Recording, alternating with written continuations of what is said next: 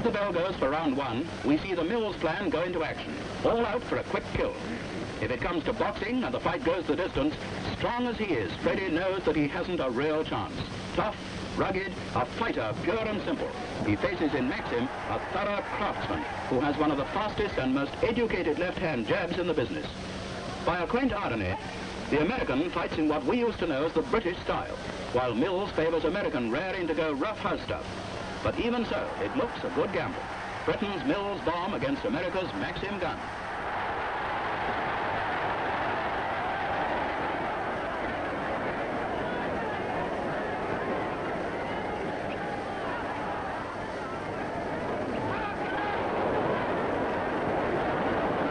That should have finished it off. That was the blow that Freddie and all Britain were banking on.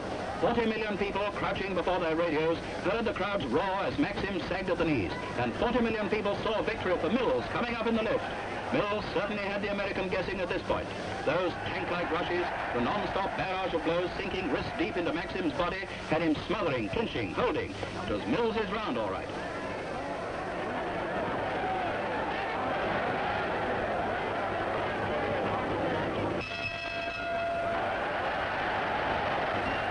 Round three, and Freddie is still full of steam. But Maxim is boxing a lot more confidently and obviously to a long-term player. In the excited flurry and hurry of Freddie's rush and bash methods, much of the American's clever work inside passes unnoticed, except probably by Freddie.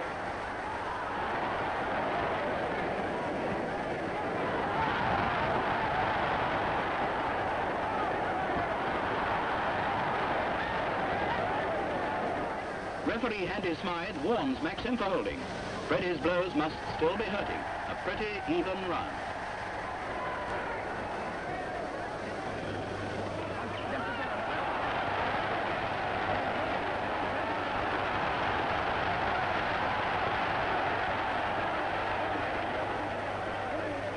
And now the fight begins to turn.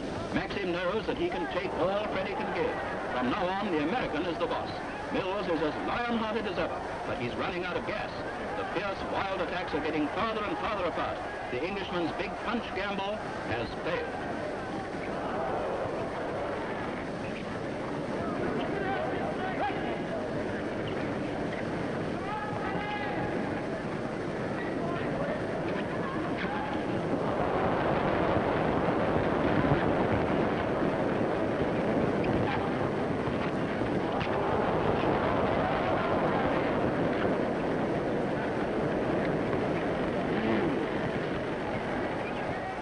Maxim cuts loose. Mills is reeling, and for the first time in the fight, he's on the defensive. Maxim corners him. With sickening force, he rains a fusillade of blows to the head, to the heart, to the mouth. Particularly a couple of steaming right-handers which rip into Mills's body just below the heart. Punishing punches delivered with such cracking speed and perfect timing that Freddie could only cover up and stand as if paralyzed.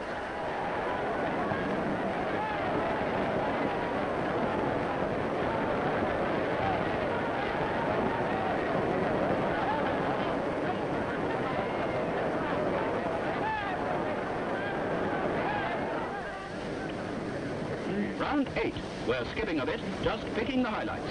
By now it looked as if the fight would go the distance. But now here's the surprising Freddie making a typical Mills comeback. He's been on the receiving end from the 5th round.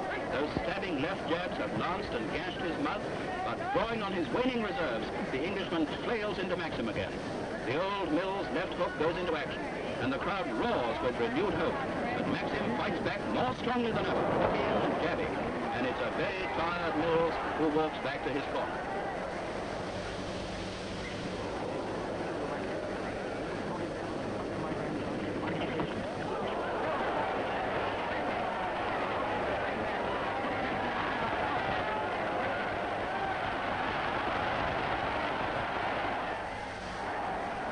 Raymond Glendenning probably never had a more anxious audience in all his fight broadcasts as Freddie came up for round 10. As it turned out, this was the last round.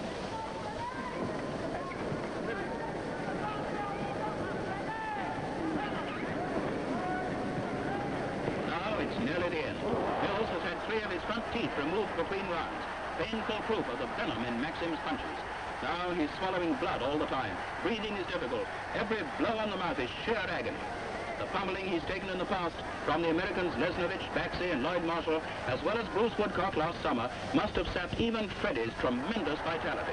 Add to this the relentless wearing down effect of Maxim's machine gun left, and it's not surprising that Freddie hasn't got much left in the locker. All he could expect was to finish on his feet, and then, suddenly, Maxim whooped over a left and right to the jaw, and Mills went down while the crowd gasped, stunned almost as badly as Mills. It was the payoff. A short, perfectly timed right cross to the side of the face did the damage, and referee Andy Smythe raises the hand of the new light heavyweight champion of the world, Jerry Maxim.